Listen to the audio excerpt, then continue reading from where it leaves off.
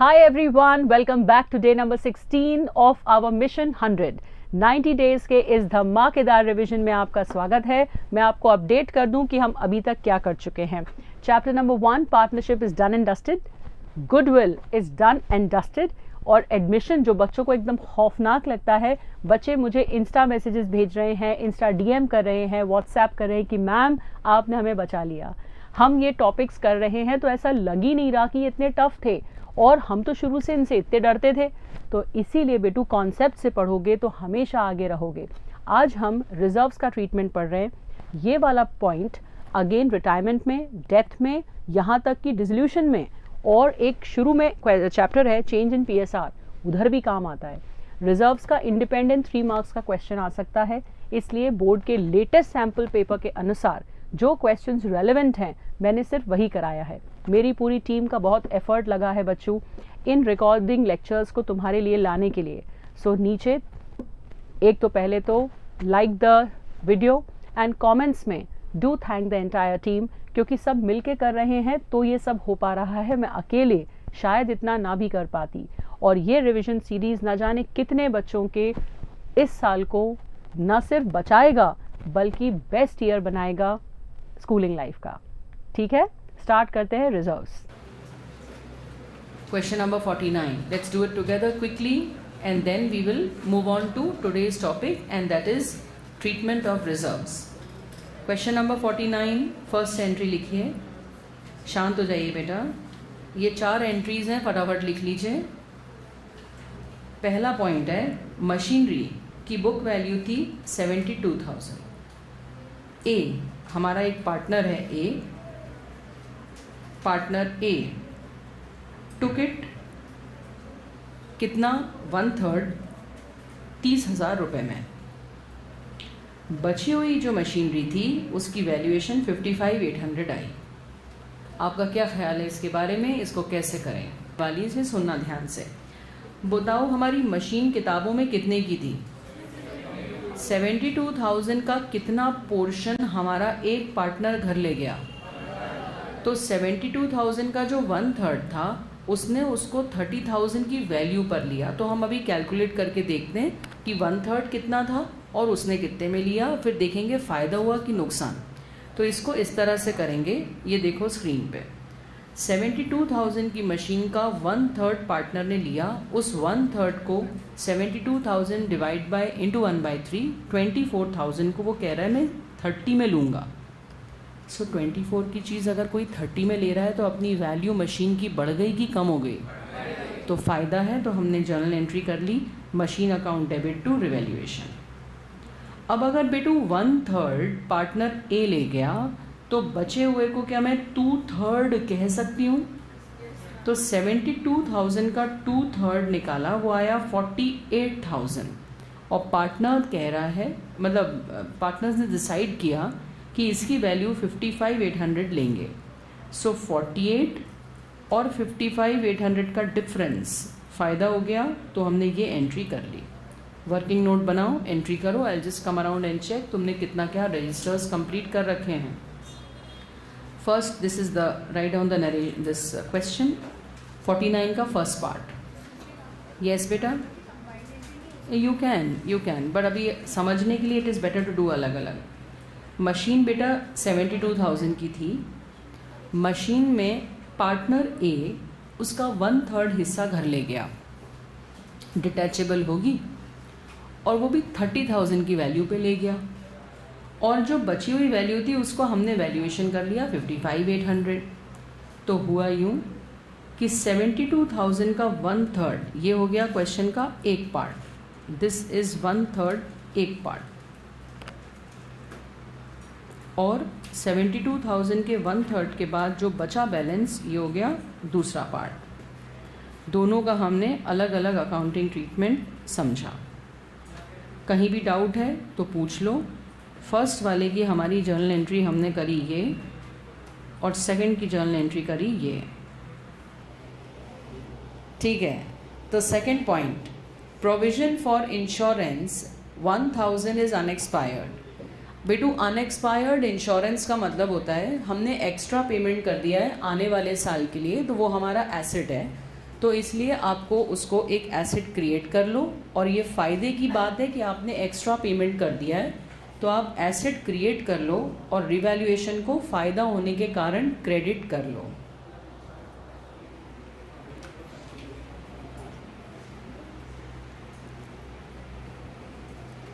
Now third वाला, expense on revaluation. बच्चे, ये रिवैल्यूएशन में एक्सपेंडिचर होता किस चीज़ का है? देखो, ये जो हम लोग वैल्यूएशन निकालते हैं ना, तो किसी बिल्डिंग की निकालो तो आर्किटेक्ट, इंजीनियर, वैल्यूअर, इनको फ़ीस देनी पड़ती है। उसके बाद अगर आपका कोई डेटर क्रेडिटर से झगड़ा हो जाए तो लॉयर की फ़ीस देनी पड़ती है, कोर्ट केस होता है, तो ये सब जो निपटारे सुलझारे होते हैं उनमें हमारा कैश खर्च होता है। तो दैट्स वाई रिवैल्यूएशन का खर्चा is as simple as this. Revaluation account को डेबिट कर लो और टू कैश, क्योंकि आपका कैश आउटफ्लो हुआ है तो रिवैल्यूएशन टू कैश। बट कभी कभी क्या होता है, कोई पार्टनर कहता है, जैसे इस क्वेश्चन में लाइन को ध्यान से पढ़ना, expense of revaluation 10,000 paid by B. हमारा पार्टनर थे बी, वो कह रहे हैं मैं दूंगा। तो बताओ, तुम खुद खर्चा करते तो जर्नल एंट्री क्या होती? Revaluation to cash. खुद खर्चा करते तो आई होप सबको ये क्लियर है बच्चों कि कैश हमारा कम होता है तो हम क्रेडिट करते हैं।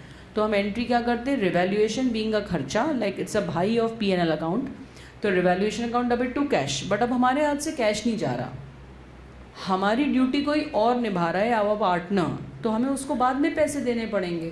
तो एंट्री क्या होनी चाहिए? रिवैल्यूएशन टू पार्टनर्स कैपिटल, कि वो वाला पार्टनर बाद में हमसे वसूल करेगा। जब हमारा काम पार्टनर करे और हमें उससे बाद में पैसे देना है तो he becomes like a normal creditor. तो इसलिए इसकी एंट्री होगी revaluation account debit to partner, reason being कि हम पार्टनर को बाद में पेमेंट करेंगे। And the last one is simple. हमारा एक डेटर था, हमने लास्ट ईयर राइट ऑफ कर दिया था। बच्चों, राइट ऑफ शब्द का मतलब है अकाउंट्स में से ख़त्म कर दिया। तो he was not existing like a debtor in our accounts, but उसका मन कुछ अच्छा हुआ और उसने कहा मैं आपको 10,000 देना चाहता हूँ। तो लक्ष्मी जी आ गई बैठे बैठे। तो बताओ, लक्ष्मी जी बढ़ती हैं तो एंट्री क्या होती है? कैश या bank account debit to revaluation. So हमने एंट्री कर दी bank account debit to revaluation. तो ये 4 एंट्रीज़ हैं, इनको कर लो फटाफट। ओके, चलिए नेक्स्ट टॉपिक लिखिए, treatment of reserves. Treatment of reserves, occasion क्या है कि हमारे ऑलरेडी 2 पार्टनर थे, mister A and mister B, और mister C is coming as a new partner and they are forming a new partnership. तुम सभी को पता है कि वंस अ पार्टनर कम्स तो फिर वो सारे प्रॉफिट्स में हिस्सेदार हो जाता है। बोलो हाँ या ना? तो हम अगर इनकी थोड़ी पुरानी बैलेंस शीट को ध्यान दें कि मिस्टर सी के आने के पहले इस फर्म की बैलेंस शीट कैसी दिख रही थी, तो इनकी बैलेंस शीट में ए और बी के कैपिटल तो थे ही, साथ ही साथ कुछ रिजर्व्स थे। तुम सभी को पता है इतनी बेसिक बात कि रिजर्व्स का मतलब है ये प्रॉफिट हैं जो अभी तक बटे नहीं हैं और पार्टनर घर नहीं ले गए और कमा करके फर्म में ही पैसा रखा हुआ है। तो ये जो रिजर्व्स हैं, नाम इनके बहुत सारे हो सकते हैं। बताओ, ये ईमानदारी से तीनों ने कमाए हैं या सिर्फ ए और बी ने? मगर अब जब C will be the new partner तो भविष्य में उसका भी इसमें हिस्सेदारी हो जाएगी कि नहीं? तो वाजिब बात यह है कि at the occasion of coming of the partner, पुराने पार्टनर्स को उनकी ईमानदारी से कमाई दे दो एंड ख़त्म कर दो रिजर्व्स। तो पूरी बैलेंस शीट क्लीन हो गई। अब जब नया आएगा तो वो लोग मिल के कमाएंगे तो मिल के खाएंगे। तो this is the simple fundamental of distribution of reserves. Now ये जो रिजर्व्स हैं आप देख ही सकते हैं, खुद ही बताइए आप मेरे को, 10,000 रुपये अगर ए और बी पुराने पार्टनर्स को बंटने हैं तो कौन से रेशो में बंटना चाहिए? New ratio, old ratio, sacrificing ratio? Pick among the 3। Very well said. Old ratio इसलिए क्योंकि ये उसी ज़माने के, कमाए भी उन्होंने वैसे ही थे, तो जैसे पहले बांटते थे वैसे बांटना है। नाउ टेल मी कि every reserve, every profit has a debit balance or a credit balance? Every profit in the balance sheet liability side has a credit balance or a debit balance. How many say debit balance? How many say credit balance? तो ऐसा है कि ये जो वस्तु है सामने, इसको कहते हैं बैलेंस शीट। इस बैलेंस शीट के राइट हैंड साइड पे जितनी वस्तुएं पाई जा रही हैं उनको कहते हैं एसेट। एसेट का बैलेंस हमेशा डेबिट होता है और लाइबिलिटी साइड का बैलेंस हमेशा क्रेडिट होता है। जैसे कैपिटल अकाउंट क्रेडिट बैलेंस, तो सारे प्रॉफिट का क्रेडिट बैलेंस इसलिए होता है कि बिज़नेस की ड्यूटी है कि ओनर को वो प्रॉफिट वापस करना है। बिज़नेस की ड्यूटी है कि ओनर को ये प्रॉफिट वापस देना है। दैट्स वाई ये बिज़नेस की लाइबिलिटी है। बिज़नेस के बुक्स में बनी है बैलेंस शीट, तो बिज़नेस के एंगल से ये सारा सामान जिम्मेदारी है, लाइबिलिटी है, ये ओनर को वापस करना है सब। मत करो यार ऐसा, और अगर मजाक के मूड में हो तो ऐसा मजाक भी नहीं करते यार कि सामने वाले को सदमा हो जाए कि ये मेरे कैसे बच्चे हैं। ऐसे नहीं करते बेटू। फिर से बताओ, बैलेंस शीट के राइट हैंड साइड के वस्तुओं को क्या कहते हैं बालकों? सारे एसेट का बैलेंस क्या होता है बालकों? और उसी बैलेंस शीट में बिल्कुल बाजू में एक लेफ्ट वाला साइड होता है, उसे क्या बोलते हैं? वो लायबिलिटी के सारी वस्तुओं को का जो बैलेंस होता है वो क्या होता है? क्यों होता है क्रेडिट? उनकी लायबिलिटी क्यों है वो? किसको किसको देना है? दिल खुश हो गया, एकदम एकदम दिल गार्डन गार्डन हो गया। तो अब ये जो रिजर्व है ये हमें किसको डिस्ट्रीब्यूट करना है? पार्टनर्स को। तो जो जितने भी बालकगण अभी तक एब्सेंट चल रहे थे, ये बात तो उनको नहीं पता होगी जो मैं अब बता दे रही हूँ। जब भी बेटा हमें पार्टनर को कुछ देना होता है तो we never call him and say कि ये कैश ले लो, we adjust in his account. तो जब पार्टनर को कुछ देना होता है उनका अकाउंट क्रेडिट होता है, जब पार्टनर से कुछ वसूलना होता है तो उनका अकाउंट डेबिट होता है। तो कॉमन सेंस से अगर तुम्हें ये रिजर्व पार्टनर्स को बांटना है तो पहली बात तो पार्टनर्स को मिल रहा है तो 2A 2B, अगर 5 उनका ओल्ड रेशो था इक्वल, तो दोनों को 5-5 हज़ार मिला और जनरल रिजर्व डेबिट हो गया। बताओ डेबिट होने का लॉजिक क्या है? हमें रिजर्व को क्या करना है? क्लोज। कोई भी क्रेडिट चीज़ को क्लोज करना होता है तो उसे डेबिट करते हैं। और पार्टनर्स को क्रेडिट क्यों किया है? क्योंकि लाइबिलिटी बढ़ गई है हमारी कि हमें ये पार्टनर्स को आज नहीं तो कल ये पैसा उनको और देना है। Is it clear? I will repeat once again. जब भी कोई नया पार्टनर आता है तो बैलेंस शीट में जो रिजर्व्स होते हैं, रिज़र्व शब्द का मतलब है हमने कमाया तो था पर हम घर नहीं ले गए और वो हमारी बैलेंस शीट में ही प्रॉफिट रखा हुआ है जिसका नाम है जनरल रिज़र्व। अब नया पार्टनर आके उसमें क्लेम करेगा और कमाया तो एक्चुअली पुरानों ने है, तो इसलिए हम जनरल रिज़र्व को डेबिट कर रहे हैं टू क्लोज इट और उसे ट्रांसफ़र कर रहे हैं टू A एंड B। उन्हें को मिल रहा है, दैट्स वाई उनके अकाउंट क्रेडिट हुए हैं। फॉर वंस इस बात को समझ लो कि पार्टनर को कुछ मिलता है तो उसका अकाउंट क्रेडिट क्यों होता है? कि फर्म की लायबिलिटी बढ़ गई, कि फर्म को इतना पैसा पार्टनर को देना है। नहीं तो हो सकता है किसी को ये भी ना पता हो कि पार्टनर को क्रेडिट क्यों कर रहे हैं। ये सीरियस था तुम्हारा आज का मजाक जो स्क्रीन पे दिख रहा है।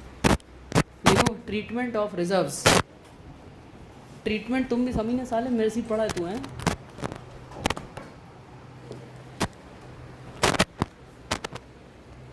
ट्रीटमेंट ऑफ रिजर्व्स बच्चा नया टॉपिक है, थोड़ा इज्जत दे के ढंग से लिख लो। Treatment of reserves.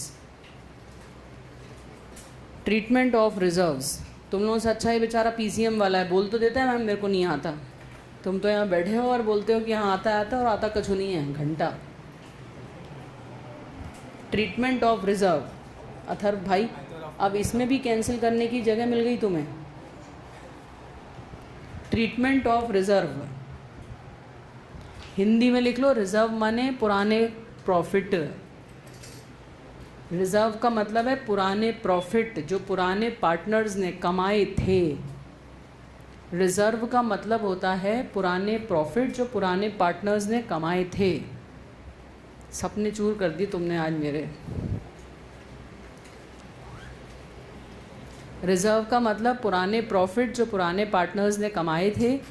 तो अब एडमिशन के टाइम हम उन्हें बांट के ख़त्म कर रहे हैं। एडमिशन के टाइम हम उन्हें बांट के ख़त्म कर रहे हैं।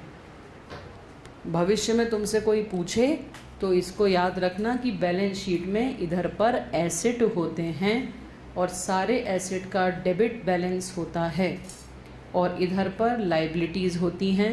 नहीं तो तुम कहोगे किधर पे भी साइड भी बता दो, तो ये जो लाइबिलिटी होती है उनका क्रेडिट बैलेंस होता है। अब ये ड्राइंग बना लो ताकि तुम्हें याद रहे।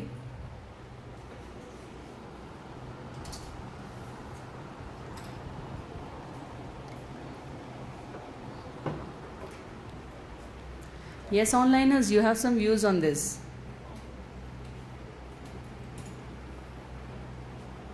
जी बेटा, एस कैपिटल अकाउंट है वो मैंने शॉर्ट में लिखा था, एस कैपिटल अकाउंट।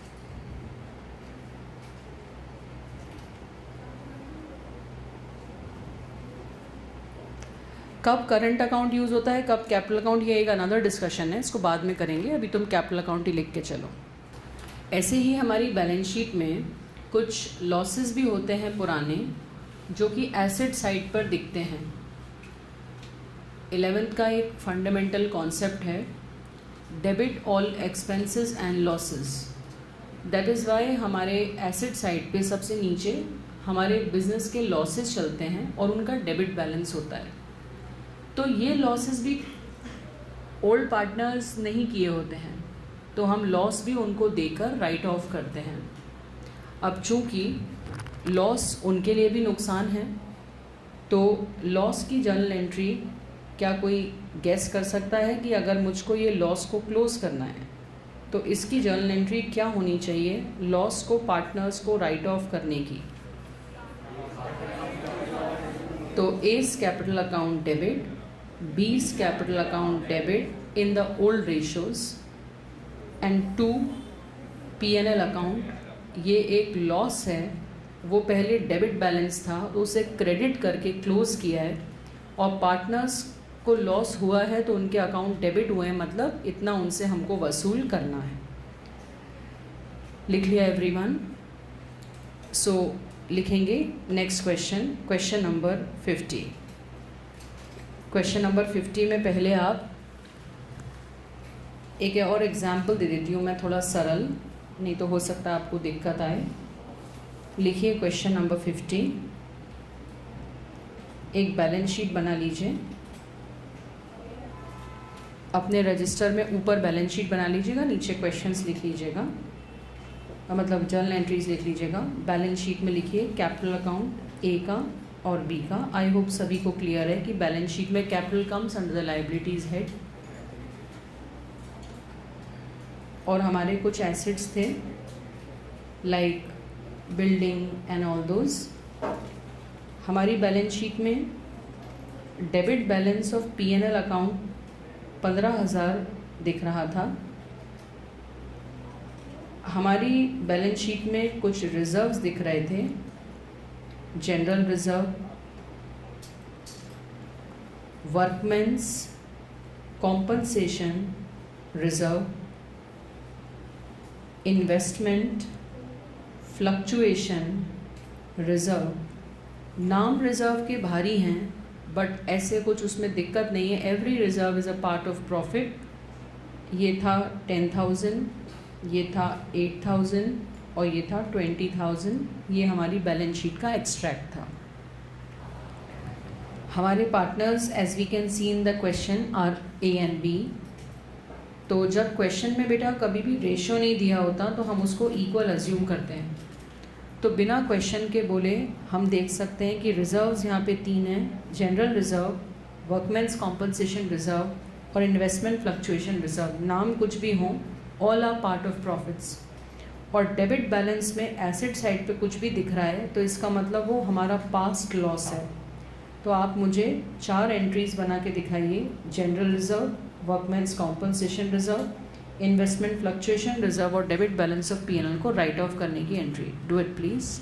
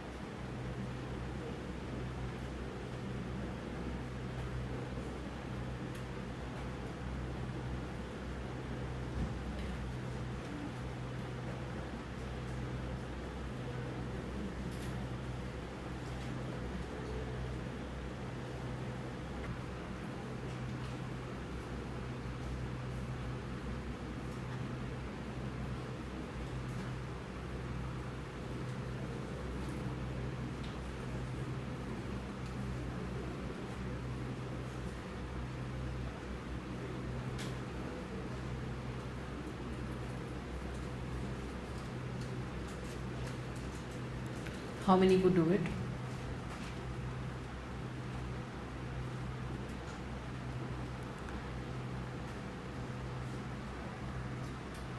सबसे पीछे centre. Can you please stand up and tell me the entries?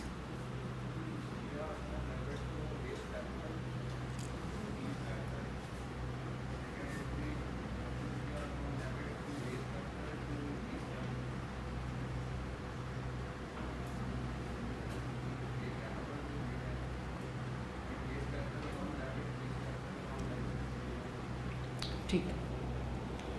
Now ये जो हमने रिजर्व्स की अलग अलग एंट्रीज़ की जिसमें हमने रिजर्व्स को क्लोज किया डेबिट करके, दे वर अर्लियर क्रेडिट बैलेंस, और हमने पार्टनर्स को बार बार जब क्रेडिट ही करना था तो we could have done a combined entry for all of them and we could have easily done all this in one adjustment. तो 50 का बी लिखिए, क्वेश्चन 50 का बी पार्ट, और आप डायरेक्ट क्वेश्चन कर लीजिए rather than writing the question.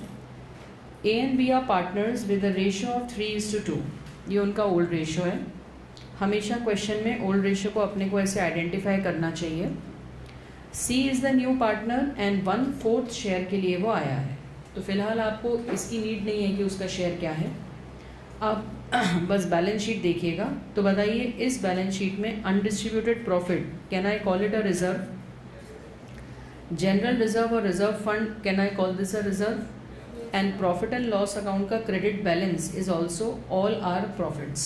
तो we can add them up and we can distribute them to the old partners in the ratio of 3:2 as it is given in the question.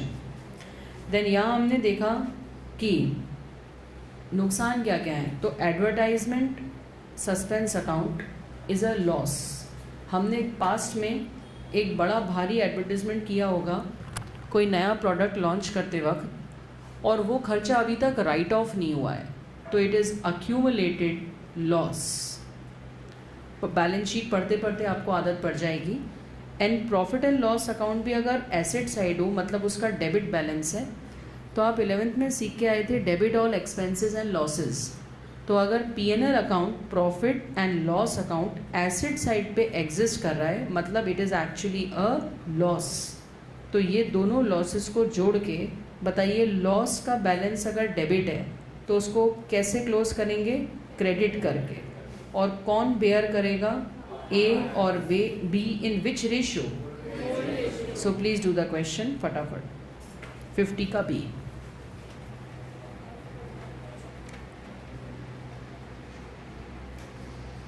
You can do one combined entry for all the profits and one combined entry for all the losses. Please ask doubt if you have any. So let us just check.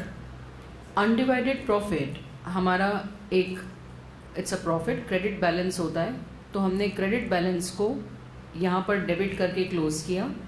General reserve एक credit balance है, उसे debit करके close किया. P&L account एक credit balance से debit किया. तीनों का टोटल वॉज 50,000 रुपीज़ को 3:2 के रेशियो में बांट दिया टू द ओल्ड पार्टनर्स. आप ये करंट अकाउंट को इग्नोर कर दें.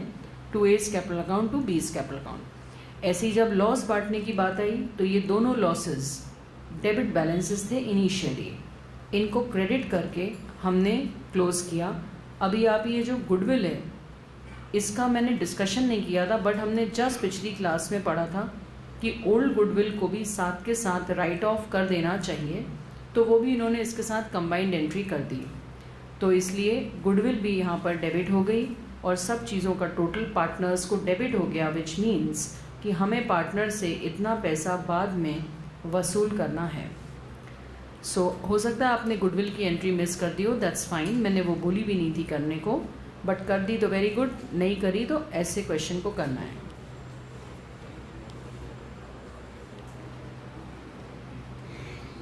Any doubt, please ask. Any doubt, please ask.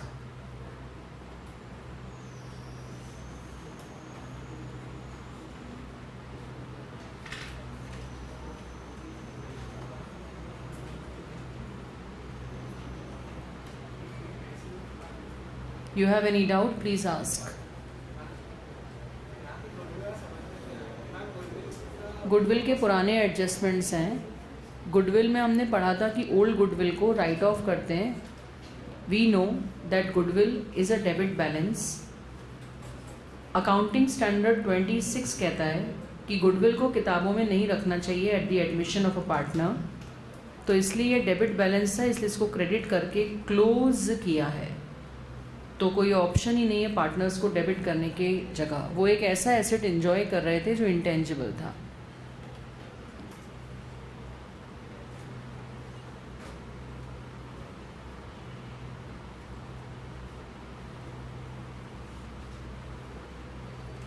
Can we move ahead? Next question number 51. Question number 51. Charmi goodwill को लॉस नहीं मानते हैं.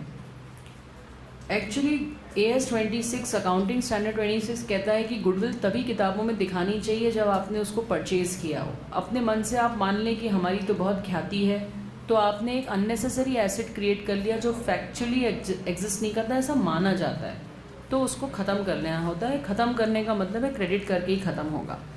Yes everyone, please pay attention. Question number 51. I will speak about this question only once. It is having 2-3 points to see. Please look on the board. Factories में workers जब work करते हैं तो बहुत सारी मशीन्स होती हैं, इलेक्ट्रिकल अप्लायंसेस होते हैं. कभी शॉर्ट सर्किट हो गया, कभी कोई आग लग गई, कभी कोई भी फैक्ट्री में नुकसान हो गया, किसी का हाथ मशीन में आ गया, किसी की आंख में कोई चिंगारी चली गई तो उसका एक्सीडेंट हो गया. कुछ भी इस तरह की एक्टिविटी वर्किंग में हो सकती है इंजीनियरिंग फैक्ट्रीज़ में.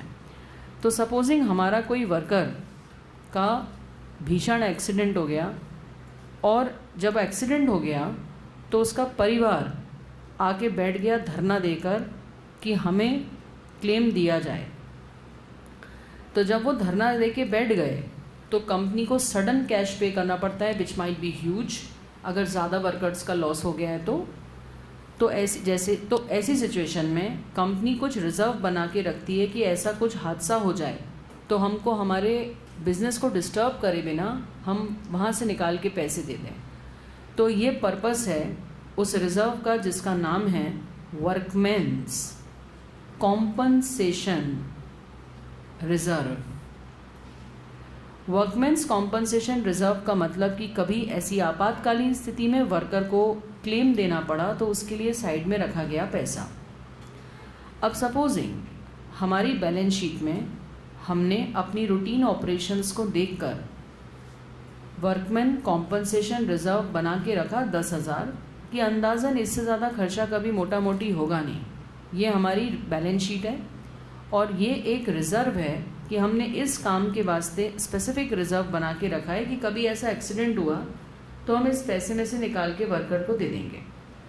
अब exam, please listen carefully, I will say only once. कोई भी क्लेम नहीं आया, किसी वर्कर को कोई दिक्कत नहीं हुई, तो जब कुछ हुआ ही नहीं तो ये पूरा का पूरा प्रॉफिट फ्री हो गया कि नहीं. तो फ्री रिज़र्व की तरह हमने उसको बांट दिया. हमने वर्कमेंस कॉम्पनसेशन रिज़र्व क्लोज किया और पार्टनर्स को ओल्ड रेशो में बांट दिया. अगर हमारा रेशो इक्वल था तो हमने दोनों को 5-5 हज़ार रुपये दे दिए और रिज़र्व को क्लोज कर दिया. How many have understood this point?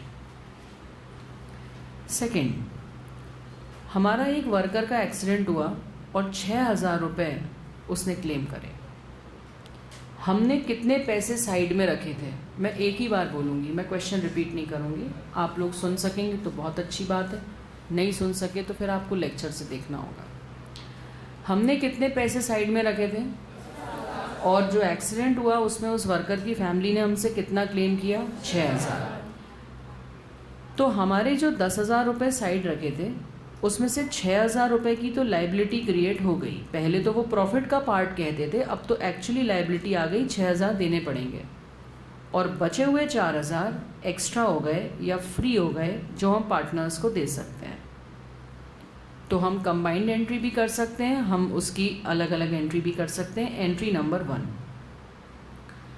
Workman compensation reserve में से 6,000 रुपये निकाल के हमने वर्कमैन्स क्लेम नाम की एक लाइबिलिटी बना ली और 6,000 रुपये यहाँ पर लाइबिलिटी क्रिएट कर दी। कितने लोगों को ये बात समझ में आई? हमारा रिजर्व कितने का था? 10। उसे क्लोज करते हुए 4,000 छोड़ा और 6 हमने लाइबिलिटी बना ली। अब जो बचा हुआ 4 था, बताइए किसको दे दूँ? तो हमने ओल्ड पार्टनर्स को A और B, अज्यूमिंग उनका इक्वल रेशो है, दोनों को दे दिया। कितने लोगों को ये बात भी समझ में आ गई? तीसरा, हमारे वर्कर को इतनी ज़्यादा लग गई कि वर्कर ने क्लेम कर दिया 12,000, या पहले 10 पे आती हूँ। वर्कर को इतनी लग गई कि उसने 10,000 का क्लेम कर दिया। बताओ हमने कितने पैसे साइड रखे थे? तो ये पूरे के पूरे पैसे वर्कमैन्स कॉम्पनसेशन रिजर्व के वर्कर्स क्लेम में चले गए। वर्कर क्लेम एक लाइबिलिटी है जो बैलेंस शीट में दिखाई देगी। अब तो तुम कहोगे इसमें अंतर क्या पढ़ा? पहले वो रिजर्व था, अब वो लाइबिलिटी है। Reserve is part of profit, माना कि आपको ओनर को देना है, it is having nature of liability, but है वो प्रॉफिट का पार्ट। बट जैसे ही उसके अगेंस्ट कोई जिम्मेदारी आ गई कि पैसे देना है, तो अब जवाबदारी हो गई और वो लाइबिलिटी बन गई। Fourth category, fourth permutation combination, workers का क्लेम हो गया 12,000 का और हमने तो साइड में सिर्फ 10,000 रखे थे। अब क्या करें? तो हमने क्या किया, इस वर्कर्स कॉम्पनसेशन रिजर्व में से पहले तो वर्कर का एक क्लेम बनाया 10,000 का, इससे हमने अपना रिजर्व यूज़ किया। अभी आपने थोड़े दिन पहले ही पढ़ा था, कोई नई लाइबिलिटी आ जाती है तो हम क्या करते हैं?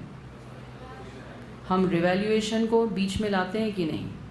तो रिवैल्यूएशन अकाउंट क्रिएट करके वर्कर का क्लेम हमने 2,000 का और बनाया। हम इसको कंबाइंड एंट्री भी कर सकते हैं, अभी आपके समझाने के लिए मैंने किया। तो ये 4 तरह के परम्यूटेशन कॉम्बिनेशन हो सकते हैं। बताइए फर्स्ट कॉम्बिनेशन में क्या हो रहा है? How much is the claim? There is no claim. तो when there is no claim, पूरा पैसा किसको मिल गया? वो पैसा का अमाउंट आपको कहाँ दिखा? बैलेंस शीट में। When there was a claim, तो जितना क्लेम था रिजर्व में से, क्लेम में से निकाल के उस क्लेम में डाल दिया, लाइबिलिटी बना दी, और बचा हुआ किसको दे दिया?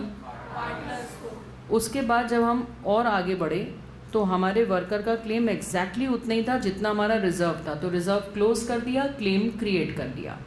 और लास्ट, ज़्यादा लाइबिलिटी सर पे आ गई, तो जितना रखा था साइड में उतने का तो क्लेम बना दिया, फिर नई लाइबिलिटी को रिवैल्यूएशन से डेबिट करके क्रिएट किया। कितने लोग इसको समझ पाए? लिख लीजिए इस क्वेश्चन को आप।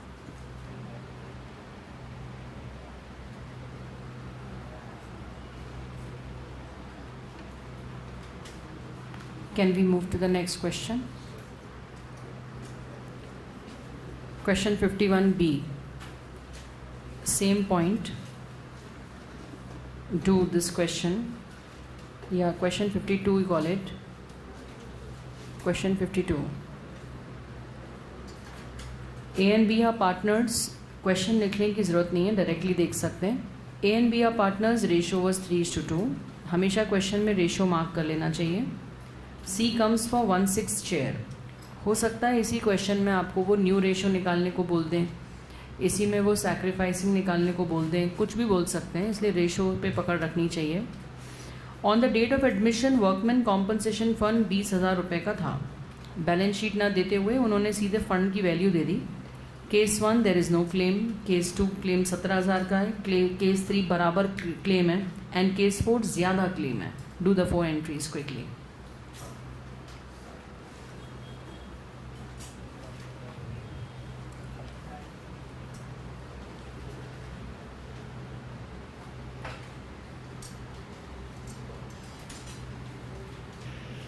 हाँ जी बच्चे, लेट्स डिस्कस दिस। क्वेश्चन में दिखा है कि अगर कोई भी क्लेम नहीं आया तो हम लोग केस 1 में, जब क्लेम है ही नहीं तो पूरे पैसे डिस्ट्रीब्यूट कर देंगे। तो workmen's compensation reserve debit to A's capital account to B's capital account. बताइए 3:2 के रेशो में कितना बांटूं? हाँ, तो आई होप आप सभी लोग ये कर पाए। सेकेंड, 17,000 का क्लेम आया, तो हमारे 20,000 में से 17,000 अगर हम माइनस करें तो 3,000 फ्री रिजर्व बन गए और 17,000 जो है वो लाइबिलिटी बन गई। तो हम चाहें तो 2 अलग एंट्रीज करें, चाहें तो एक करें। मैं दोनों करके बता देती हूँ। अगर हम कंबाइंड एंट्री करें तो मैंने वर्कमेंस कॉम्पनसेशन रिजर्व 20,000 का क्लोज किया, उसमें से मैंने क्लेम में 17,000 रुपये लिखे जो यहाँ से बैलेंस शीट में ट्रैवल करके जाएगा, और 2 पार्टनर्स ए एंड बी को मैंने बचे हुए 4,000 3:2 के रेशो में बांटे। कितना बन रहा है? 1,800 एंड 1,200। इसी चीज़ को मैं अलग भी कर सकती थी। फर्स्ट एंट्री में मैं क्लेम बना लेती और बचा हुआ 3,000 बांट देती बाकी 2 में। कितने लोगों को ये समझ में आ गया? You couldn't do? ठीक। केस नंबर 3, क्लेम 20,000 का है, तो इस केस में आपके पास कोई ऑप्शन ही नहीं था, तो आपने वर्कमेंस कॉम्पनसेशन रिजर्व को क्लोज किया और वर्कर का क्लेम बना दिया। तो जब बैलेंस शीट में जाता है नाम, तो अब वर्कर्स, पेन से चले गए, तो वर्कर्स क्लेम उसका लाइबिलिटी बन जाएगी। और 25,000 वाली एंट्री का ऐसा होगा, पहले तो आप वर्कमेंस कॉम्पनसेशन रिजर्व को क्लेम बनाओगे 20 का और रिवैल्यूएशन को डेबिट करोगे 5,000 रुपये से, क्योंकि वो आपका अतिरिक्त लॉस हो गया, और फिर आपका क्लेम 25 का बनेगा। तो कितने लोग इसको कर पाए? गुड। हम लोगों ने लास्ट क्लास में जितने रिजर्व्स पढ़े थे, अब हम एक और रिजर्व पढ़ रहे हैं, investment fluctuation reserve. Now what is this investment fluctuation reserve? Let me explain the thing to you and then you right.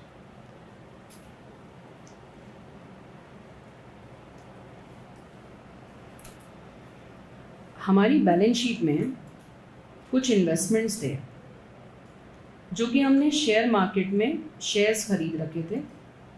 Now all of you know कि अगर हमने 10,000 रुपये का इन्वेस्टमेंट किया है तो पूरी गुंजाइश है कि शेयर मार्केट के अप्स एंड डाउन्स में उसकी वैल्यू हो सकता है कम हो जाए।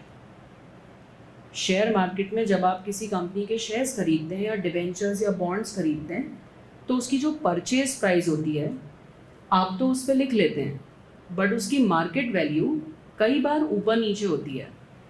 तो उन लॉसेस को कवर करने के लिए, इस फ्लक्चुएशन माने ऊपर नीचे को कवर करने के लिए हम बनाते हैं इन्वेस्टमेंट फ्लक्चुएशन रिजर्व। हम पहले से ही अज्यूम कर लेते हैं कि ये नुकसान हमें हो सकता है, तो हमने 6,000 रुपीज़ का प्रॉफिट साइड में रखा था कि ये लॉस हमको हो सकता है। ये हमारी बैलेंस शीट है। अब मार्केट वैल्यू क्वेश्चन में अलग अलग दी है। Supposing this is the case, तो बताइएगा फेस वैल्यू कितनी है आपके इन्वेस्टमेंट की? फेस वैल्यू का मतलब बुक वैल्यू, फेस वैल्यू कुछ भी बोल लीजिए, कितनी है? और अब उसकी मार्केट वैल्यू कितनी हो गई है? तो कोई अंतर पड़ा क्या दोनों में? तो ये जो हमने साइड में पैसा रखा था ये पूरा एक्स्ट्रा हो गया, ये काम ही नहीं आया। तो बताइए ये पार्टनर्स को किस रूप में बांटा जाए? Please tell me. Journal entry क्या होगी? Investment fluctuation reserve 2A to B in old ratio, assuming it was equal, so 3 and 3. Are you clear with this? इसका इधर से कोई लिंक नहीं है, बस ये देखना है दोनों का कंपैरिजन करके कि ये लॉस के लिए रखा था काम आया कि नहीं। केस 2 अभी हम लिखेंगे बाद में। हमारा इन्वेस्टमेंट 8,000 का रह गया। बताइए 10,000 की चीज़ 8,000 की हो गई, हमारा लॉस कितना हुआ? हमने कितना सोचा था हो सकता है, तो अभी कितना हुआ? तो ये 2,000 से तो हम इन्वेस्टमेंट की वैल्यू कम करेंगे, एक्स्ट्रा कितना हो गया?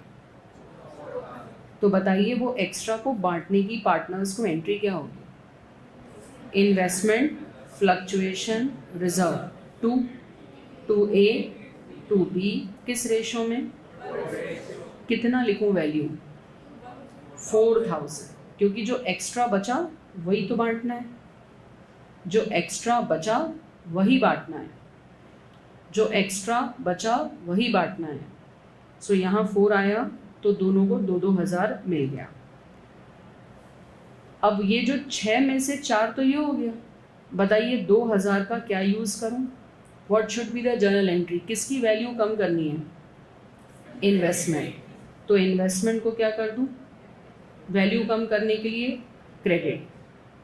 जब आप इन्वेस्टमेंट को 2,000 से क्रेडिट करोगे इसका मतलब है उसकी वैल्यू कम हो गई, और इन्वेस्टमेंट फ्लक्चुएशन रिजर्व 2,000 से डेबिट।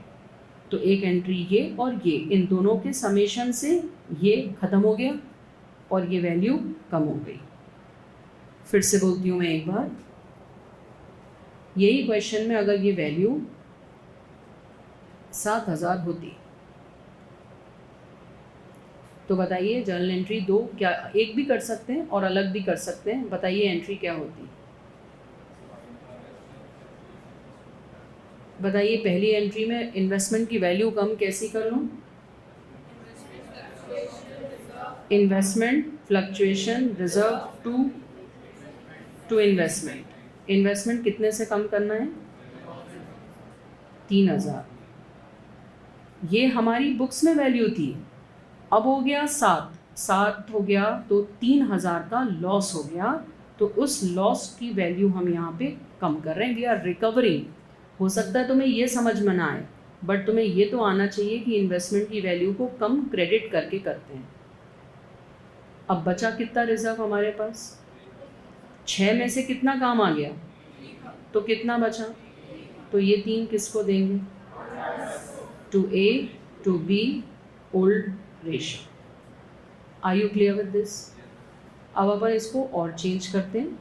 वी विल फर्दर, हमारी बैलेंस शीट में ये रिज़र्व जो था, ये इन्वेस्टमेंट फ्लक्चुएशन रिज़र्व हमने बनाया था 10,000। हमारे इन्वेस्टमेंट्स थे 1,00,000। इनकी मार्केट वैल्यू हो गई 1,05,000। बताइए वैल्यू बढ़ गई कि कम हो गई? तो लॉस तो हुआ ही नहीं। तो जो लॉस नहीं हुआ है तो ये पूरा एक्स्ट्रा हो गया कि नहीं? तो इस पूरे एक्स्ट्रा की जर्नल एंट्री क्या होगी?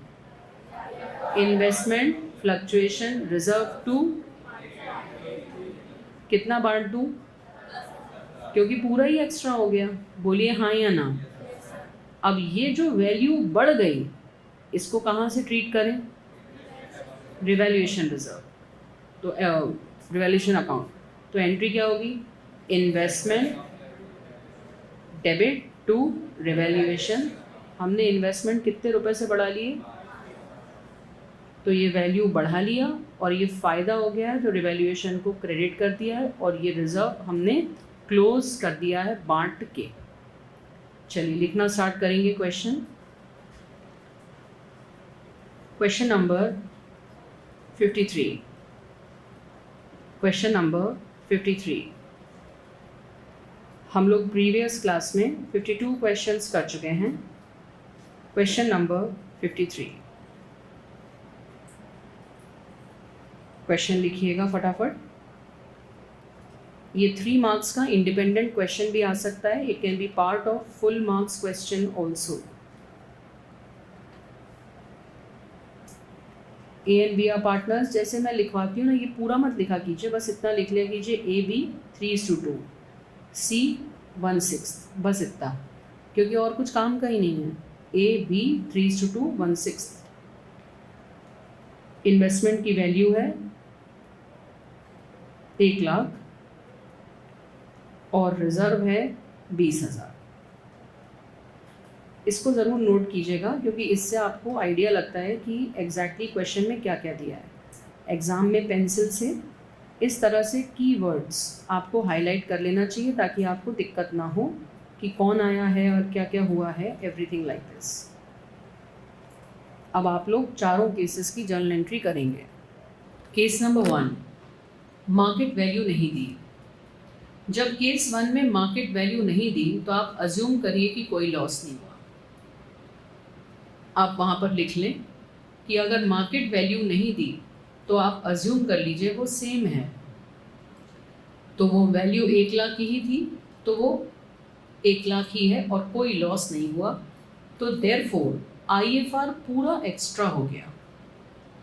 पूरा IFR एक्स्ट्रा हो गया तो उसकी जर्नल एंट्री आप करेंगे। 3:2 रेशियो क्वेश्चन में दिया है।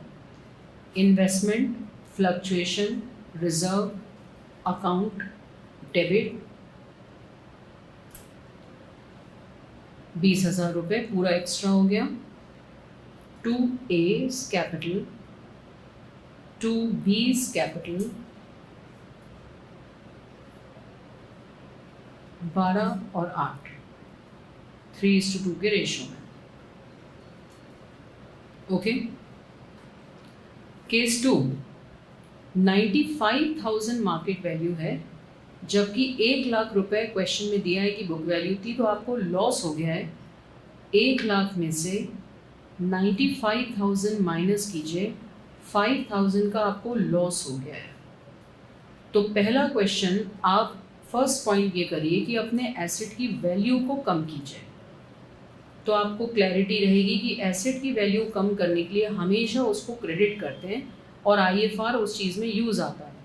सो IFR 5,000 रुपये आपने यूज़ करके इन्वेस्टमेंट्स की वैल्यू 5,000 से कम कर ली, तो नई बैलेंस शीट में ये 50 अब 95,000 पे एसेट जाएगा। सेकंड, आप रिमेनिंग IFR को आपको क्लोज करना है। ये आपके 2 टारगेट हैं। तो अगर आपने 20,000 का क्वेश्चन में IFR था और 5,000 ही अभी यूज़ हुआ है, तो 15 एक्स्ट्रा हो गया। सो IFR 15,000 का आप ओल्ड पार्टनर्स को उनके रेशियो में बांटेंगे। 15,000 इंटू 3/5 मिलेगा A को, एंड 15,000 इंटू 2/5 मिलेगा B को, तो 9 and 6 I guess, yes? So this is the second entry. How many were able to do both the cases?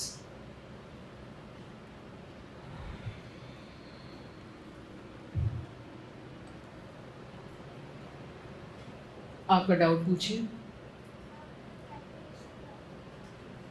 ठीक है, क्या आपको कॉन्सेप्ट क्लियर है? ठीक है। थर्ड केस, क्वेश्चन में दिया है कि हमारे इन्वेस्टमेंट्स 1 लाख के हैं और हमारा इन्वेस्टमेंट बुक वैल्यू और मार्केट वैल्यू सेम है।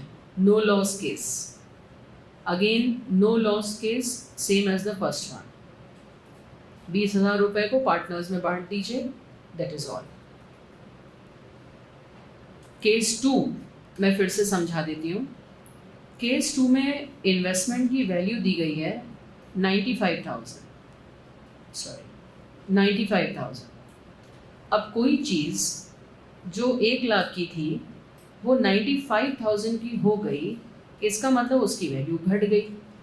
वैल्यू कम करने का मतलब है उस इन्वेस्टमेंट को क्रेडिट कर लो। अकाउंट्स में 11th में सीखा था, एसेट की वैल्यू बढ़ती है तो डेबिट करते हैं, कम होती है तो क्रेडिट करते हैं। तो क्रेडिट करके कम कर ली। अब क्रेडिट कर ली तो डेबिट में क्या करें? वो IFR बनाया ही इसलिए था इस दिन के लिए कि ये लॉस हम उसमें से रिकवर करेंगे, तो हमने IFR को डेबिट कर लिया। अब आपको बचा हुआ IFR क्लोज करना है। 20,000 का रिजर्व था, 5,000 वैल्यू कम करने में फर्स्ट एंट्री में यूज़ हो गया। 20 में से 5 गए, 15 बचे। अब उस 15 को क्लोज करने के लिए डेबिट करा और पार्टनर्स को दे दिया। Is it clear? Is it clear? Is it clear? कोई डाउट है तो अभी पूछ लीजिए। Not when I come to your desk to check your register. Don't say then कि मेरे को नहीं समझ आया था। अभी पूछ लीजिए, is any doubt? Yes black cap, is there any doubt? Case 3 is the same as case 1। यहाँ बस मार्केट वैल्यू दी नहीं थी तो आपको अज्यूम करना था कि वही रही होगी, और यहाँ दी गई है स्पष्टता से कि वो 1 लाख है। अब मार्केट वैल्यू 1,25,000, आपका एसेट 1 लाख का था, अब 1,25,000 हो गया, तो आपकी वैल्यू इंक्रीज हो गई। तो आपको रिवैल्यूएशन में क्रेडिट करके इसको बढ़ाना है, और ये पूरा आपका रिजर्व एक्स्ट्रा हो गया क्योंकि ये काम ही नहीं आया, लॉस ही नहीं हुआ, उल्टा वैल्यू बढ़ गई। तो ये आप पार्टनर्स के बीच में बांट लीजिए। Case 3 was same as 1. Case 4 I am dealing with. सबसे पहले तो केस 4 में वैल्यू बढ़ा लीजिए। 25,000 से आपके एसेट की वैल्यू बढ़ी है तो आप लिखिए इन्वेस्टमेंट अकाउंट डेबिट, क्योंकि वो एक एसेट है, एसेट को बढ़ाना होता है तो डेबिट करते हैं। और revaluation account profit and loss account का भाई है, जब भी फ़ायदा होता है तो उसको क्रेडिट किया जाता है, इसको क्रेडिट कर लिया। द सेकेंड इज़ कि हमें रिमेनिंग जो IFR था जो काम ही नहीं आया, तो इन्वेस्टमेंट फ्लक्चुएशन रिजर्व को हमें क्लोज करना होता है, क्योंकि नए पार्टनर के आने पे यही तो हम करने चले थे। तो हम इन्वेस्टमेंट फ्लक्चुएशन रिजर्व को क्लोज करने के वास्ते डेबिट करते हैं, वो 20,000 का था। टू ओल्ड पार्टनर्स, तो A और B को हमने बांट दिया 12 और 8। 12 और 8 कैसे आया? 20,000 रुपये इंटू 3/5 एक को दिया और बचा हुआ B को दिया। Are you clear with this? एक मिनट, यस, थोड़ा तेज बोलो। नहीं, सारे एसेट एंड लायबिलिटी के चेंजेस को रिवैल्यूएशन से करा जाता है। रिवैल्यूएशन का मूल उद्देश्य ही वही है, वो बना ही इसलिए है। तो हम डायरेक्ट अकाउंट में सिर्फ रिजर्व्स और लॉसेस को ले जाते हैं, एसेट लायबिलिटी सब रिवैल्यूएशन से घूम के ही जाते हैं। Can I move ahead? Anybody having any doubt till reserves? अब रिजर्व के बाद we move on to the last point of the chapter, which will take around 3 to 4 classes. Preparation of balance sheet and capital adjustment. सीधे बैठ जाइए सब और बहुत ही ध्यान से सुनिए। जब हमारे सामने एक बैलेंस शीट आती है, वो बैलेंस शीट में पुराने पार्टनर्स के आज के क्या कैपिटल्स हैं वो लिखे होते हैं। ये बैलेंस शीट की जो लायबिलिटी साइड है, इसमें कुछ रिजर्व्स होते हैं और कुछ लायबिलिटी होती है, आउटसाइड लायबिलिटी।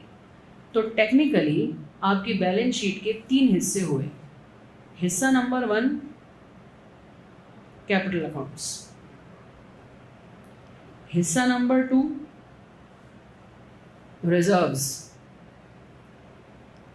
हिस्सा number 3 outside liabilities. Is that clear? Is that clear? Is that clear? तो तीनों का क्या ट्रीटमेंट होता है, ये हमारे यहाँ पे क्लैरिटी होना चाहिए। अब हम अगर एसेट साइड पे जाएं, तो in the asset side we have few assets. Book value उनकी वैल्यू को कहते हैं जो बुक्स में है। We may have old goodwill, we may not have in some questions, and we may or may not have some losses.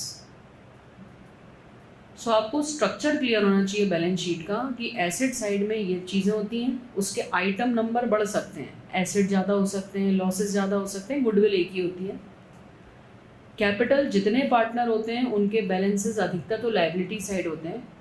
बहुत rare chances हैं कि कभी हमें पार्टनर से वसूल करना हो तो उसका कैपिटल अकाउंट का डेबिट बैलेंस इस तरफ एसेट में भी हो सकता है। डेबिट साइड में किसी पार्टनर का कैपिटल अकाउंट होने का मतलब है उसने बिजनेस में पैसा लगाया नहीं है, उल्टा इतना निकाल के ले गया है कि बिजनेस को उससे वसूल करना है। मैं अभी वहाँ तक नहीं जाती, नहीं तो आप कंफ्यूज होंगे। क्या आपको ये 6 आइटम समझ में आए? बताइए, एसेट साइड के 3 आइटम मैंने क्या बोले? Assets, old goodwill, loss. तीनों में से कुछ भी कम ज़्यादा हो सकता है। सभी को ये पता है कि बैलेंस शीट के एसेट साइड का टोटल और टोटल लायबिलिटी इक्वल होता है, क्योंकि अगर क्वेश्चन टफ करना हुआ और पेज टाइट करना हुआ तो वो ओपनिंग बैलेंस शीट नहीं देते। फिर आपको मेमोरेंडम बैलेंस शीट बनानी पड़ती है, which is the opening balance sheet. जैसे लास्ट ईयर सिंगल एंट्री एक चैप्टर था, उसमें बैलेंस शीट कंस्ट्रक्ट करनी पड़ती थी फ्रॉम द डेटा, वैसा तो वो क्वेश्चन को लेंदी बना देता है। तो एकदम पूरा क्वेश्चन आपकी आंखों में होना चाहिए कि ये यहाँ जाता है, और आपको याद होना चाहिए कि ये यहाँ जाता है। इस मेरे से ज़्यादा डिटेल आप ना कोई भी इस चैप्टर को नहीं पढ़ाता है। अगर आपको मेरे से समझ में नहीं आ रहा, आप समझ लो आपको एक चैप्टर समझ में अब किसी से भी नहीं आएगा, इतना आप बिल्कुल तय मानना। तो अगर आपकी अब आज से क्लासेस मिस हों तो अटेंड ही मत करना, क्योंकि समझ में बीच में से नहीं आएगा। आज की क्लास अटेंड करना बहुत इंपॉर्टेंट है। लायबिलिटी साइड के 3 मुख्य हिस्से होते हैं। पहला होता है कैपिटल, वो बताता है कि पार्टनर्स के आज के कैपिटल कितने। बताओ ए का कितना है, बी का कितना है। उसमें फिर कुछ रिजर्व्स होते हैं, हो भी सकते हैं नहीं भी हो सकते हैं, जैसे इस क्वेश्चन में कितना है। और लाइबिलिटी कम भी हो सकती है, ज़्यादा भी हो सकती है। आप रिवैल्यूएशन में पढ़ के आए, कोई भी लाइबिलिटी हो सकती है, एक्सटर्नल लाइबिलिटी। तो बताइए इस क्वेश्चन में बैलेंस शीट का टोटल एसेट साइड का कितना है और लाइबिलिटी साइड का। एसेट कितने दिए हैं क्वेश्चन में, 2। गुडविल को मैं अलग कैटेगरी मान रही हूँ। एसेट कितने दिए हैं, कौन कौन से। और लाइबिलिटी कितनी दी है, आउटसाइड लाइबिलिटी कौन सी। इनसाइड लाइबिलिटी जिसको कैपिटल कहते हैं, वो कितने लोगों के दिए हैं। क्या इसमें नया पार्टनर अभी लिखा है, क्योंकि ये कब की बैलेंस शीट है, नए पार्टनर के आने के जस्ट पहले वाली। और बनानी कौन सी है, उसके आने के बाद वाली। तो अब उसका कैपिटल भी आएगा, वो कैश लेके आया है तो वो भी आएगा। उसके आने के उपलक्ष्य में अगर गुडविल का वैल्यूएशन किया है, जो वो पढ़ा था शुरू में चैप्टर 2 गुडविल वैल्यूएशन, वो भी आ सकता है क्वेश्चन में। हो सकता है बनी बनाई गुडविल दें और कहें इसको बांटो, जो इस क्वेश्चन का इस चैप्टर का सेकंड एडजस्टमेंट आपने पढ़ा है, 9 केसेस ऑफ गुडविल। बहुत सारा एक साथ यहाँ प्रोसेस करना पड़ता है एक क्वेश्चन में। इस चैप्टर का फर्स्ट पार्ट जिसमें आपने रेशो पढ़े थे, सैक्रिफाइसिंग रेशो निकालना क्योंकि गुडविल बांटना है, वो भी आ सकता है। तो ये तो बोर्ड के ऊपर है कि वो एक क्वेश्चन में कितना मसाला डालें। जितना पढ़ के आए वो पूरा यहाँ एक साथ इस्तेमाल होता है। क्या आपको अभी बैलेंस शीट का ढांचा दिख गया। अब आप इसका क्या करेंगे, सुनते रहिए। अभी कुछ वो हाथ पेन नहीं उठाना।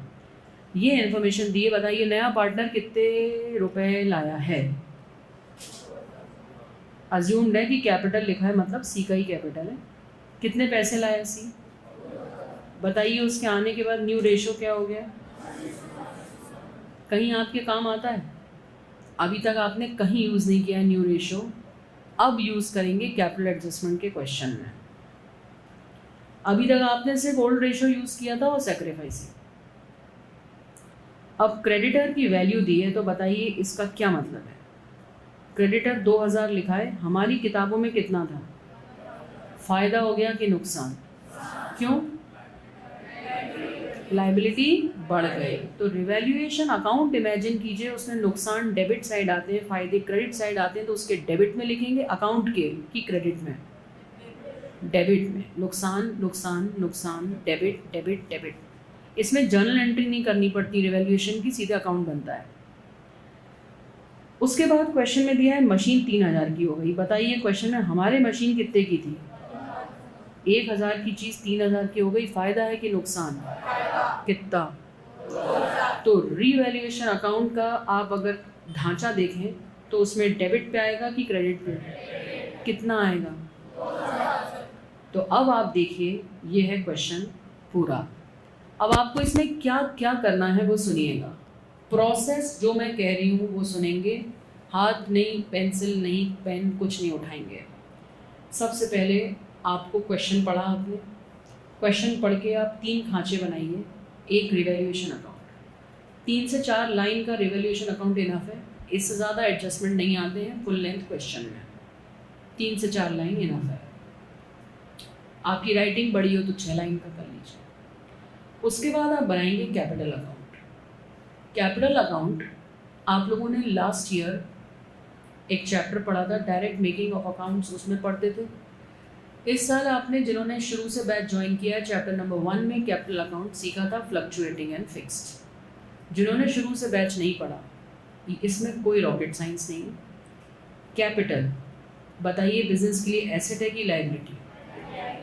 तो जो भी ओल्ड पार्टनर्स हैं बताइए कौन कौन है यहाँ पे। तो सबके अकाउंट एक साथ एक ही अकाउंट में खुलते हैं। तो यहाँ पर ए बी सी तीनों के अकाउंट एक साथ बनेंगे। तो आपको क्या करना होगा कि ये जो कैपिटल है ये इन लोगों के अकाउंट में यहाँ से उठा के यहाँ ओपनिंग बैलेंस के रूप में ए के कॉलम में ए का और बी के कॉलम में बी का रखना होगा। Did you understand? क्या किया है बैलेंस शीट में से? कैपिटल को उठा के क्या किया है? ओपनिंग बैलेंस में रखा है। फिर आप बनाएंगे बैलेंस शीट का ढांचा।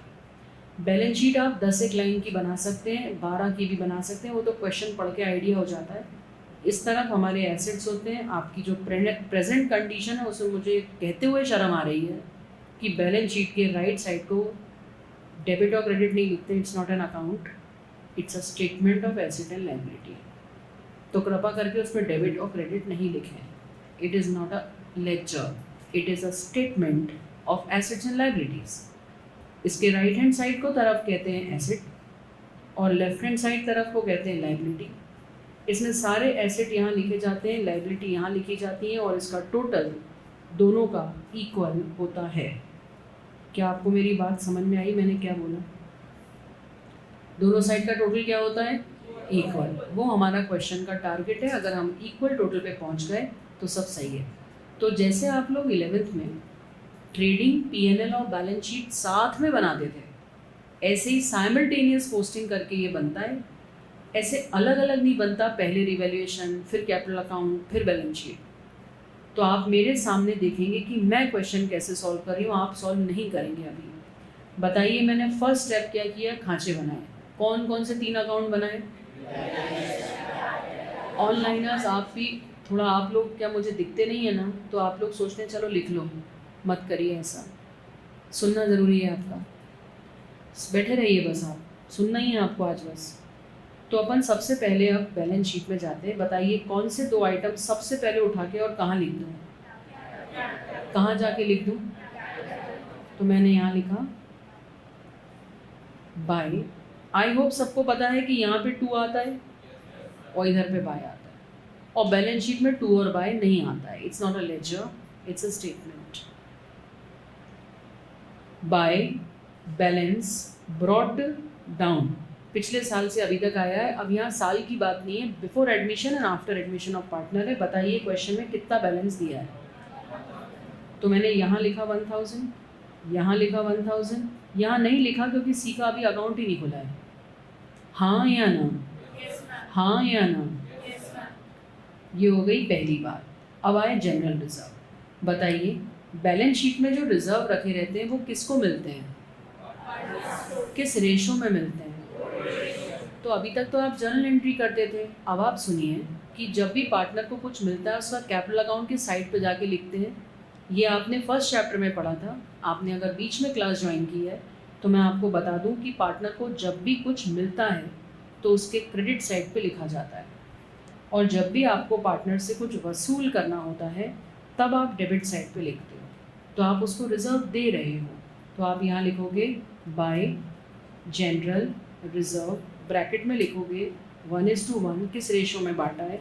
Assuming old ratio is 1:1। तो 500 रुपये मिले ए को, 500 रुपये बी को, इसको कुछ नहीं मिला। क्या आपको ये बात समझ में आ गई? ओल्ड रेशो में किसको बांटा है? ओल्ड पार्टनर्स को। उनके कॉलम में जाके लिखा है। न्यू पार्टनर का कोई रोल नहीं है, जर्नल एंट्री नहीं करना, सीधे उसको देना है और सरल है, एंट्री करना ही नहीं है। अब आया क्रेडिटर। तो आप बैलेंस शीट को स्कैन करना शुरू किए थे तो आपने देखा क्रेडिटर यहाँ 1000 है, यहाँ 2000। बताइए फ़ायदा हो गया कि नुकसान? आपको पता है रिवैल्यूएशन के डेबिट साइड पे नुकसान को लिखते हैं और क्रेडिट साइड पे फ़ायदे को लिखते हैं। तो बस इतने सिंपल लॉजिक से आप यहाँ लिख लीजिए टू क्रेडिटर। 1000 बुक्स में था, 2000 हमारा, तो 1000 का लॉस हो गया। आप इमेजिन कीजिए इसकी जर्नल एंट्री रही होगी रिवैल्यूएशन अकाउंट डेबिट, नुकसान है, टू क्रेडिटर। क्रेडिटर की वैल्यू बढ़ा ली और नुकसान था तो रिवैल्यूएशन डेबिट कर लिया। आपको जर्नल एंट्री नहीं बन रही, अब आप भूल जाओ इसको। अब आप सिर्फ सोचो नुकसान तो डेबिट में लिखना है, फ़ायदा है तो क्रेडिट में। नुकसान फ़ायदा और लेजर की बैलेंसिंग करना आई होप आपको आता होगा, नहीं तो अपन करेंगे। सो क्रेडिटर यहाँ से निपट गया। अब आप उसी वक्त नई बैलेंस शीट में जाओ, यहाँ पर लिखो कैपिटल, क्योंकि आपको पता है ए बी सी तीनों के कैपिटल आएंगे नई बैलेंस शीट में। ये पोस्ट एडमिशन बैलेंस शीट है। Is that clear everyone? हाँ या ना? आपको पता है कि आप जनरल रिजर्व बांट चुके हो, तो क्वेश्चन में एक ही लायबिलिटी दिख रही है, तो उसको न्यू वैल्यू पे आप लिख दोगे। बताओ मुझे, बिल्कुल याद करो इस बात को। पहले अभी मैं क्वेश्चन नहीं मैं बोल रही हूँ, वो सुनो। क्रेडिटर कितने का था? 1000। उस क्रेडिटर की अब वैल्यू कितनी है? 2000। पहले आपने जाके कहाँ लिखी वैल्यू? नुकसान है तो कहाँ लिखा? फायदा है तो नुकसान है तो डेबिट, फायदा है तो क्रेडिट, और उसके बाद उसकी नई वैल्यू नई वैल्यू नई वैल्यू किस कहाँ जाके लिख दी? ऐसा पूरा खत्म करना है एक चीज को। Is that clear? Is that clear? बताइए, लायबिलिटी साइड के तीनों आइटम डील हो गए। ये कैपिटल कहाँ गया? सब बोलो, कैपिटल कहाँ गया? ये जनरल रिजर्व कहाँ गया? Partners capital account. और ये क्रेडिटर कहाँ गया? रिवैल्यूएशन में घूम के बैलेंस शीट। फिर से बोलो, कैपिटल कहाँ गया? Partners capital account. Partners capital account के ओपनिंग बैलेंस में गया है क्रेडिट साइड पे। रिजर्व कहाँ गया? Partners capital account. कौन सी साइड पे? क्रेडिट। पार्टनर को कुछ मिलता है तो क्रेडिट पे लिखते हैं। क्रेडिटर कहाँ गया? रीवैल्यूएशन में घूम के balance sheet. Is that clear? अब आओ एसेट साइड। मशीन कितने की लिखी है? 1000। बुक्स में 1000 और वैल्यू अब कितनी है? 3000। फायदा हो गया कि नुकसान? कितने का? तो फायदे को कहाँ लिखते हैं? तो यहाँ लिखा बाय मशीन अकाउंट। कितने रुपए लिखूं? और इसके बाद उसको कहाँ पहुँचाऊँ? नई बैलेंस शीट में मैं मशीन की न्यू वैल्यू लिखते हैं। ये आपको बताने के लिए बोल रही हूँ। कितनी वैल्यू है? तो यहाँ पे लिख दिया। बताइए, मशीन कितने की थी? अब कितने की हो गई? ऑटोमेटिक कितने की बढ़ गई? पहले कहाँ लिखी? वहाँ से कहाँ पहुँचाई? रिवैल्यूएशन में सिर्फ उसका फायदा गया है और नई बैलेंस शीट में उसकी लेटेस्ट फुल वैल्यू गई है। Are you clear? बताइए नेक्स्ट क्या लिखा है? स्टॉक। कितने रुपए का स्टॉक है? अब वो कितने का है? कुछ नहीं लिखा। तो जब किसी एसेट की कोई वैल्यू ना दिया तो उसको सेम मान लो, तो वो रिवैल्यूएशन में नहीं गया, सीधे कहाँ आ गया? उसी वैल्यू पे जो बुक्स में चल रही थी। कितनी वैल्यू थी? यहाँ लिख दी। क्लियर है?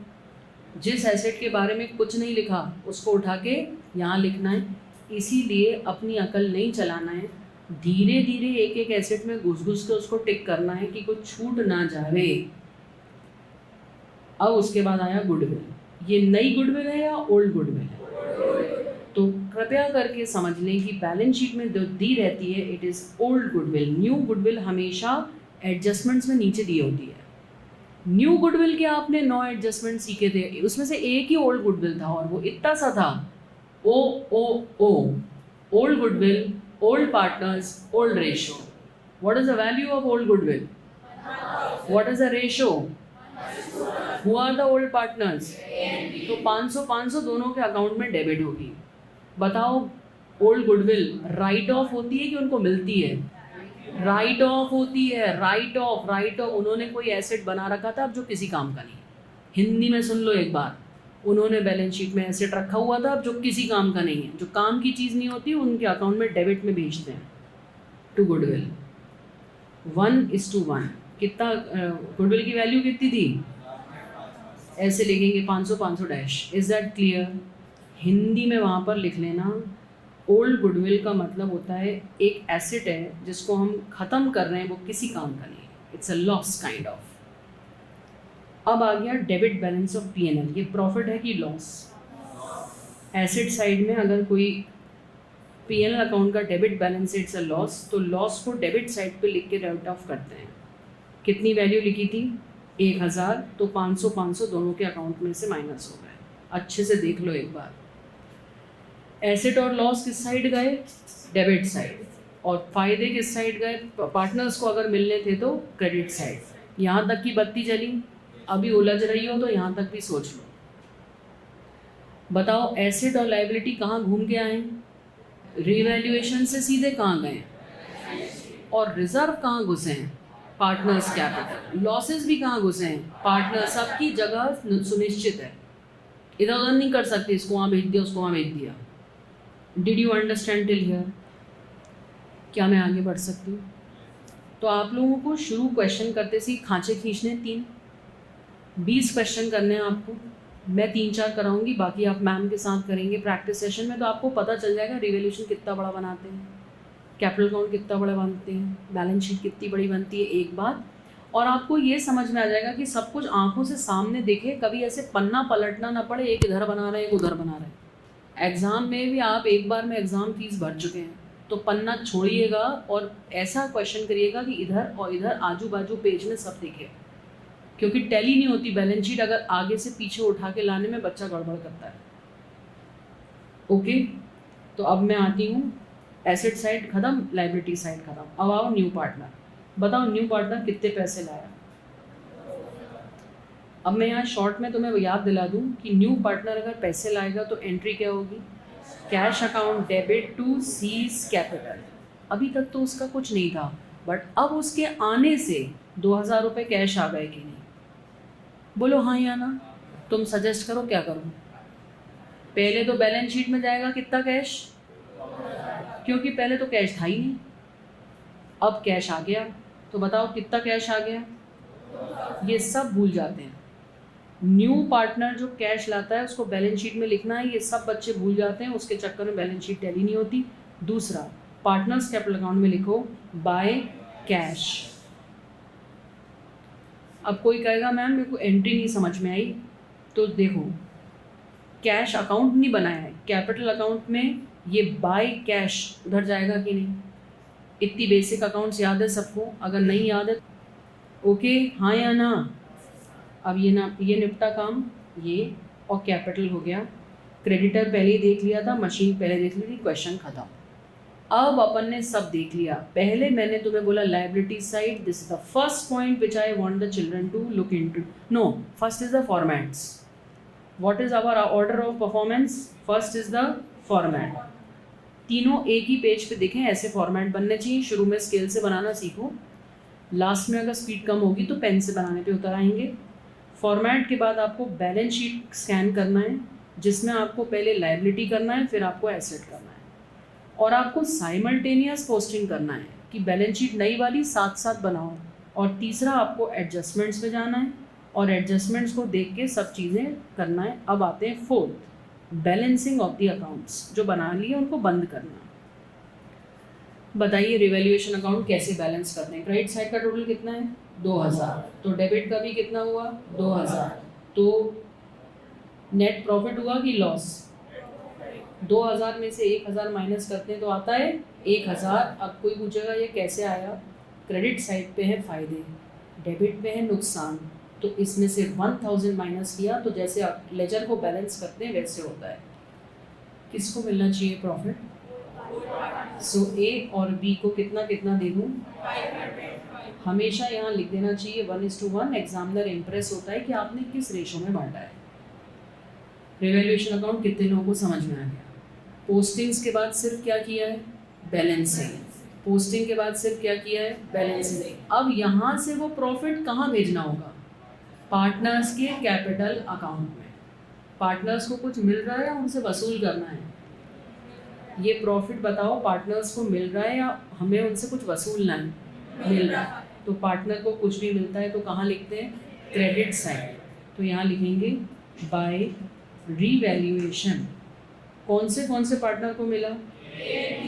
सी का इसमें कोई रोल है क्या? तो ये रिवैल्यूएशन खत्म। 1 नंबर 8 नंबर में से इसका मिल गया 1 नंबर। ओके, अब आए कैपिटल अकाउंट। अब इसमें 3 नंबर है, ए का, बी का, सी का, तीनों का 1-1 नंबर है। बताइए ए की बैलेंसिंग में क्या आपको इतनी आती है बैलेंसिंग कि ये ए है और ये ए का डेबिट है, इसके टोटल में से ये माइनस करेंगे तो बैलेंस आ जाएगा। कितने लोगों को ये बात आती है? नहीं आती है तो अभी सीख लो। ये कौन है? ए का क्रेडिट और ये क्या है? ए का डेबिट। तुम्हारी सहूलियत के लिए मैं इस पर कलर कर देती हूँ कि ये येलो कलर और ये येलो कलर आपस में माइनस करके मुझे बता दो ए का क्रेडिट साइड का टोटल कितना है। कैसे आया?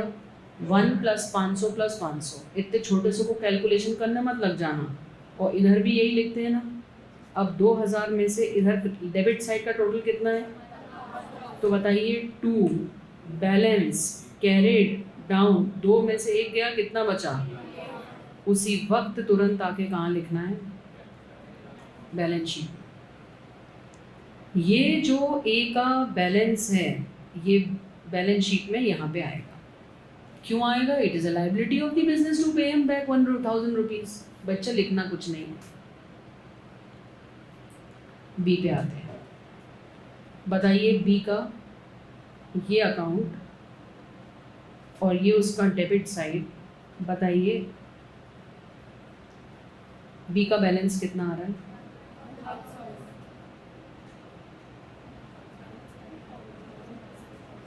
इधर भी 2 इधर भी 2 में से 1 गया तो बताइए सी का टोटल कितना है? क्या सी का यहाँ पर कुछ भी बैलेंस था? तो पूरा 2 आ गया। ये इतनी बैलेंसिंग आपको बेसिक समझती है?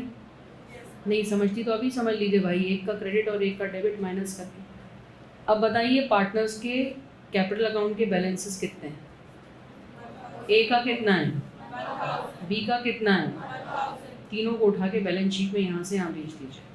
1 का और ए का, बी का और सी का टोटल कितना है? क्या आपको सबको पता है कि अगर कोई चीज़ का समेशन होता है तो लास्ट वाली लाइन पे, लास्ट वाले फिगर पे डैश बनाते हैं और उसके बाजू में लिखते हैं, यहाँ नहीं लिखते हैं। क्या ये आपको बात पता है? अब आपकी बैलेंस शीट हो गई। यहाँ पे आपको मिल गए 4 मार्क्स, मतलब 1 + 3 4 मार्क्स।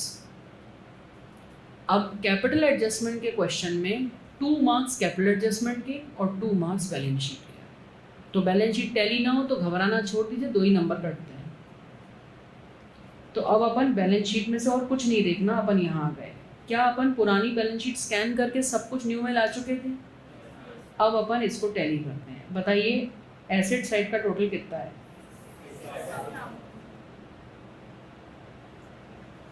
इसका टोटल कितना है?